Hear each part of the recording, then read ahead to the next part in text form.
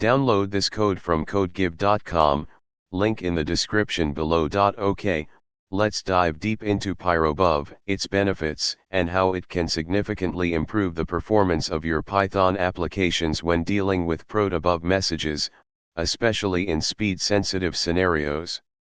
We'll explore the tyranny of speed aspect, examine the underlying technology, and provide practical code examples. Understanding the need for Pyrobuf, and alternatives to the standard protobuf library. In the Python world, when working with protobuf, protocol buffers, you'll often first encounter the standard protobuf library from Google. While functional and widely used, it has a significant drawback: it's primarily implemented in pure Python. This makes it relatively slow compared to libraries implemented in compiled languages like C or C++. When dealing with high-throughput data processing, real-time applications, or situations where you're frequently serializing and deserializing protobuf messages, this Python-based implementation becomes a bottleneck. This is where projects like Pyrobuf, along with others like protobuf-cpp and to a lesser extent, faster protobuf implementations that leverage C extensions, come into play. They offer a substantial speed boost by leveraging lower-level languages for the core serialization and deserialization logic. The tyranny of speed and optimization. The phrase tyranny of speed refers to the situation where obsessive focus on performance can lead to increased complexity, less maintainable code, and potentially sacrificing other important factors like readability and flexibility. It's crucial to strike a balance between performance and other aspects of software development. However, there are scenarios where performance is the primary constraint, and in those cases, tools like Pyrobuf become invaluable. Here's why the focus on speed is often essential with protobuf. Network communication. If you're sending protobuf messages over a network, example gRPC services, message queues, serialization and deserialization times directly impact latency and throughput. Data storage. When storing large datasets in protobuf format, the time it takes to serialize/deserialize impacts read/write performance. Real-time processing. In real-time systems, example financial trading, sensor data analysis, minimizing processing time is critical. Resource constraints. On resource-constrained devices, example embedded systems, mobile devices, efficient use of CPU and memory is paramount. Pyrobuf, a C++ accelerated protobuf implementation for Python. Pyrobuf addresses the speed limitations of the standard protobuf library by providing a C++-based implementation. Here's a breakdown of its key features and how it works. C++ implementation. The core serialization and deserialization logic is written in highly optimized C++. Python bindings. Pyrobuf provides Python bindings that allow you to interact with the C++ implementation seamlessly. This makes it easy to use Pyrobuf in your existing Python projects. Drop-in replacement. In many cases, you can replace the standard protobuf library with Pyrobuf with minimal code changes. However, there can be subtle differences, especially when dealing with advanced protobuf features or edge cases. Thorough testing is crucial. Significant performance gains. Pyrobuf typically offers a significant speedup compared to the standard protobuf library, especially for large and complex messages. The exact speedup will vary depending on the message structure and the hardware. Installation and basic usage.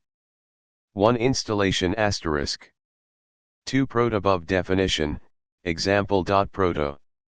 Let's create a simple protobuf definition file. 3. Compile the protobuf definition. You'll need to compile the protobuf definition into Python code. Use the protoc compiler. This will generate a file named example_pb2.py. For basic usage in Python *. 5. Measuring performance *. Integrating Pyrobuf. The primary way to integrate Pyrobuf is to substitute the protobuf library with Pyrobuf, but the Python code will need slight modifications. Now, let's measure Pyrobuf performance. Example output, your results may vary. In this example, you can see that Pyrobuf provides a noticeable performance improvement in both serialization and deserialization. The actual speedup will depend on the size and complexity of your protobuf messages. Important considerations and potential issues. 1. Compatibility *. While Pyrobuf aims to be a drop-in replacement, there may be compatibility issues in some cases. Thorough testing is essential to ensure that your code works correctly with Pyrobuf.